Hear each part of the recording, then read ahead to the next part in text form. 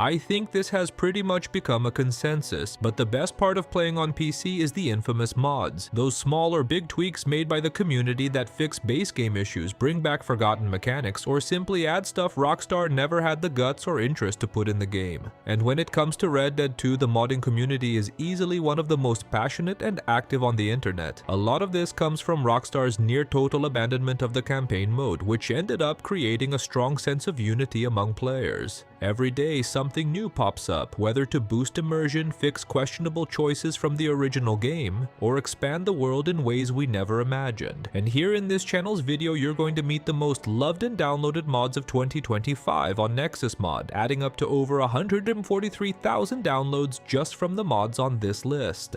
We'll cover improvements in mechanics, visual changes, new environments, restored content, and experiences that completely transform how you play Red Dead 2 on PC. I left out graphic mods because those alone could easily fill an entire video, so stick around until the end because the last mod on this list fixes a historic Rockstar mistake and totally changes the epilogue experience. If you're looking for the best mods to install right now in your game, this is the right video. And as always, the link to all the mods mentioned will be in the description, alright? I'm starting this video talking about two small mods that really change the game's visuals and boost immersion big time. With over 41,000 downloads, we have the Smoking Barrels mod. It basically changes the visual effect of the smoke coming out of the gun barrels after you shoot. In the original game, this effect is pretty subtle, almost unnoticeable, but once the mod is installed, everything changes. Each shot packs more punch, more impact, more realism, and as you can see in this side-by-side comparison with the shotgun, the guns emit way more smoke with every shot, which really cranks up the feeling of power and immersion. In first person, it even gets hard to see after several shots in a row, which actually helps explain why Rockstar toned down this effect in the original game. Now, if you're a gun purist looking for the most realism possible, this mod is definitely for you. But testing it out in practice, I found at least two downsides. The first is that the smoke effect is applied to every weapon in the game, even the ones used by NPCs. In shootouts with lots of enemies, this ends up creating a real cloud of smoke around each gunslinger, which looks kinda weird and sometimes even breaks immersion. Ideally, this effect should only apply to Arthur himself. The second point is the weapon condition. In the original game, heavier smoke usually means the gun's dirty and needs maintenance, but with the mod installed, smoke is always there, which ends up covering up that little gameplay detail. Still, the community has embraced the mod, and I think it's definitely worth downloading to test and see if it fits your playstyle. Still talking about looks, do you remember Trelawney's hair during the mission Magicians for Sport? He rocks that iconic disco era style with a big pompadour and some strands falling right on his forehead. That look was a huge hit back then, especially made famous by John Travolta in the movie Grease. And interestingly, in the original game there isn't a single haircut like that available at barbershops, but that completely changes with the Trelawney hair iBoke mod, which finally adds this cut to all barbershops on the map. With over 17,000 downloads, this mod became a favorite in the Reddit community, and it's not hard to see why. The cut is super stylish and fits Arthur perfectly, especially if you're into giving him that more charming vibe. You can create some really cool looks, especially when paired with dressier clothes like shirts or suits, for example. I personally liked it a lot, and I'm gonna start using it from now on. And jumping straight into the immersion and realism mod section, I'm gonna start with my favorite one, Wash Yourself. As the name suggests, this mod with over 4,000 downloads fixes one of the most annoying limitations in Red Dead 2. In the original game, Arthur can only wash up in hotels, but with this mod installed, any river or lake on the map works for that. Just get close to the water and press the action button, and Arthur will crouch down and start cleaning himself. During my tests, he always froze for a few seconds before the animation kicked in, but despite that little bug, it always unblocked and completed the animation, coming out all clean in the end. So even with that detail, the mod is 100% functional and does exactly what it promises. It's pretty similar to the bucket wash mod, which basically turns any camp bucket into a spot where Arthur can clean himself. My suggestion is to use both together, Wash Yourself and bucket wash. That way Arthur will always be able to get clean, greatly reducing the chances of getting that classic Grimshaw freakout at the camp. Speaking of scares, have you ever played the Undead Nightmare DLC for Red Dead 1? In it, we see an America devastated by a zombie outbreak, with abandoned towns, a society in collapse, and a constant atmosphere of tension. And in this chaotic setting, John has to try to find a cure while everything falls apart around him. Unfortunately, this mode never officially made it to Red Dead 2, but like almost everything in this game, the community found a way. There's a server called Rio Bravo Outbreak that takes the Undead Nightmare idea and turns it into a hardcore survival experience inside inside Red Dead 2. The server is already open, and here there are no missions guiding your steps, no script protecting you. The world is fully persistent, loot is scarce, death is punishing, and zombies are extremely aggressive, drawn to any noise. One careless shot can mean dozens of them coming straight at you, and as if that's not enough, outside the only safe zone on the map, any other player is a real threat. And despite that, the server has active moderation exactly to keep the focus on survival and avoid that chaos or abuse. You can build bases Rust style, defend territory, stash loot, but nothing is permanent. Bases can be raided even offline, and losing everything is kind of part of the experience. The game here rewards caution, strategy, and well thought out alliances, not blind trust. The unpredictability, constant risk, and the fact that every decision really matters make everything way more interesting to play. So if you've always wanted to live a more brutal, intense, and fully emergent undead nightmare within Red Dead 2, the Rio Bravo Outbreak Discord link will be in the description. And don't forget to click it and stay tuned here on the channel, because the idea of a live stream on this server is very much alive in my head. Just imagine the chaos we'd cause, my god. Still within the immersion and realism section, this next mod fixes one of the most annoying things in Red Dead 2, the bandana system. You know how it works. Somehow, almost like magic, the law always knows it's Arthur committing a crime, even when his face is completely covered. You can change clothes, switch horses, try to lose them, but it's no use. If an officer sees you, they'll always recognize you putting a bounty on your head. And since this is such a frustrating issue in the game, it was only a matter of time before someone made a mod to fix it. And of course, when that happened, the community went all in. The Outlaw mod with over 14,000 downloads solves this problem in a pretty straightforward way.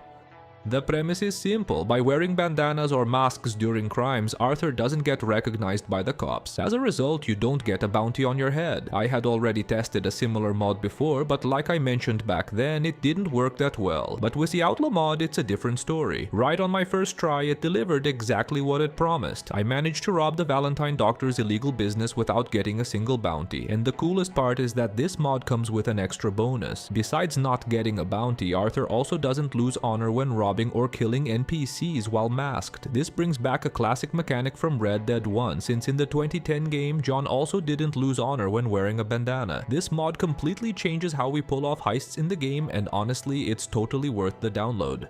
Leaving Valentine and heading to Ansburg, you probably noticed that the mining town doesn't have a saloon, which is pretty weird considering it's a place full of workers. After all, how are these tough guys supposed to unwind after a long day? And no, spending quality time with Thomas Downs' wife doesn't count. Luckily, there's a mod that fixes this, and it's no surprise it was one of the most popular mods of 2025 with over 10,000 downloads. This mod adds a fully functional saloon in Ansburg with a spacious and lively atmosphere. There are plenty of tables, a second floor with live music, and even a kitchen. And the best part is, it's not just for show, it works like a real saloon. You can drink beer, whiskey, and even grab a full meal to recharge. The level of attention to detail is off the charts, with high-quality wall decorations and the place always filled with customers, which really boosts immersion. But of course, not everything is perfect. Every now and then you'll spot an NPC sitting weirdly or with some minor collision issues. Overall though, the mod works great and adds an extra layer of life to a city that used to feel incomplete. And mods like this are so popular in the community that it's no surprise to see another similar example among the most downloaded mods of 2025. But now at the small Emerald Ranch in New Hanover, some might remember, but the ranch already has a saloon in the original game. The problem is that when we visit the place, we find a totally abandoned and vandalized establishment. The setting itself is already intriguing, and the mystery grows even more when we see those bullet holes scattered across the walls. Something happened there, which is why the place is closed. The mod brings back the golden days of the ranch's saloon, making the place fully functional. Now there's a bartender. You can drink beer, whiskey, and finally use the space the way it was always meant to be used. The look was completely revamped too. The dirt was cleaned up, broken furniture fixed, and in this side-by-side comparison you can clearly see the reimagining work done by the modder. And despite the success, this mod has two little issues. The first one is the lighting. During the day everything works perfectly, but at night the environment gets really dark, which kinda breaks the immersion. Luckily you can fix this by adding some lights. The second point is the customers. Every time I visited the place, there was only one customer, which still gives off that abandoned vibe. But interestingly, that actually makes sense within the lore. The ranch is sparsely populated and run by a super strict and unpleasant guy, so it's not hard to imagine only a few people would hang around there.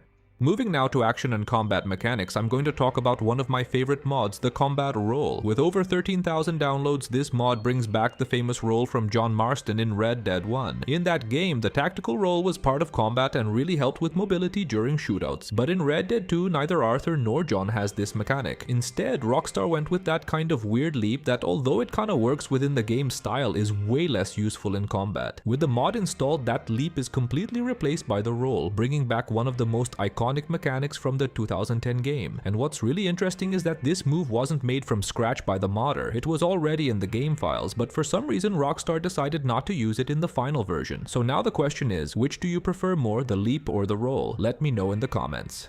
Since we're talking about movement in combat, it's time to cover another popular mechanic mod from 2025, the dive and crawl. With over 12,000 downloads, this mod adds something that simply doesn't exist in the original game: the ability for Arthur to lie down. The mod works really well because, once again, it reuses animations that were already present in the game files. When lying down, Arthur can use firearms normally, both rifles and sidearms. This adds a lot of realism, especially in hunting situations or when we're in elevated spots like on top of cliffs, for example. Besides shooting, Arthur can also crawl forward, backward, and sideways, as well as spin around to change direction. Honestly, this is a pretty complete mod.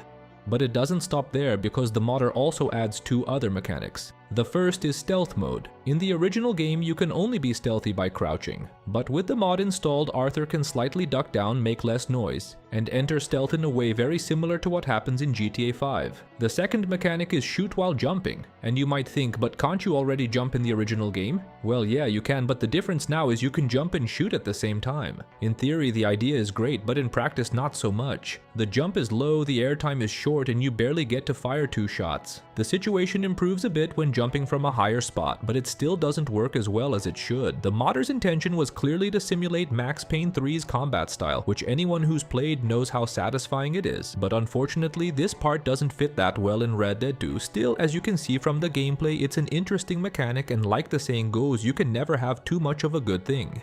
A category of mods that always shows up among the most downloaded is short weapons. It ranges from completely out-of-place guns like an AK-47 to simpler stuff, and even jokes like mods that add a banana to the inventory. But the weapon mod that led 2025 was the Nave Revolver in SP, with over 12,000 downloads. This mod brings into the campaign mode one of the most beloved multiplayer guns, the Navy Revolver. With high firepower and a moderate rate of fire, it's easily one of the best short weapons in the whole game. And yet Rockstar never added it to story mode. The mod basically fixes this issue and finally puts the revolver in Arthur's hands, but here's an important warning. Despite its success, I don't recommend downloading this mod on its own, since it's pretty basic and requires you to use a trainer to spawn the weapon in the game, which is really inconvenient. My recommendation is to install the Red Dead offline mod. Besides adding the Navy Revolver, it also brings a bunch of other online content, like the Lowry Revolver, the improved bow, throwing balls, and much more. And the best part is that it doesn't rely on a trainer. You just visit the city shops and the items show up for sale like any other gear, which, let's be honest, adds way more immersion to the gameplay. Ladies and gentlemen, it's time to talk about a mod that's very likely my favorite of 2025, Bangs of the West. With over 8,000 downloads, this mod fixes one of Red Dead 2's biggest problems, the inability to rob banks in free roam. It's weird that this wasn't in the original game, especially considering that in the first Red Dead it was totally possible. So why did Rockstar remove this feature? Honestly, I have no clue, but what matters is that Bangs of the West brings it back. With it installed, you can rob pretty much every bank in the game, including Blackwater, St. Denis, and Valentine. Using some pretty sophisticated scripts, the mod lets Arthur announce the heist to the manager and force him to open the gate all the way to the vault door. And if you're feeling less patient, you can also just use brute force. You can kill everyone and blow the safe open with dynamite, and once inside, just plant explosives and loot the safes, with Arthur raking in thousands of dollars in cash and even gold bars. The law's response really depends on how you handle it. If you play it cool and threaten the manager, the cops take a bit longer to show up. But if you decide to settle it all in a shootout, the noise quickly draws attention and the robbery turns into a total chaos. Besides the heists, the mod also adds a working banking system to the game. Just walk into any bank, approach the manager, and you can deposit money or withdraw days later, even earning interest as a bonus. I don't know about you, but for me this mod is simply a must-have. Robbing banks without dying turns into a real challenge, and every attempt feels like a brand new mission. I was so impressed with this mod that I set myself a personal challenge to rob every bank in the game without dying in under 24 hours. To wrap up the video with a bang, it's time to talk about the main mod on this list, the famous The Outlaw's Return. This mod fixes one of the most annoying problems in the entire game, the infamous John Morgan from the epilogue. That poorly made character model where Rockstar basically took Arthur's body and just swapped the head for John's face. The result was a character that completely ignores the defining traits of John we got to know back in 2010. I won't get into why this happened here, but if you want to understand it better, I'll bring a full documentary about the game's troubled development.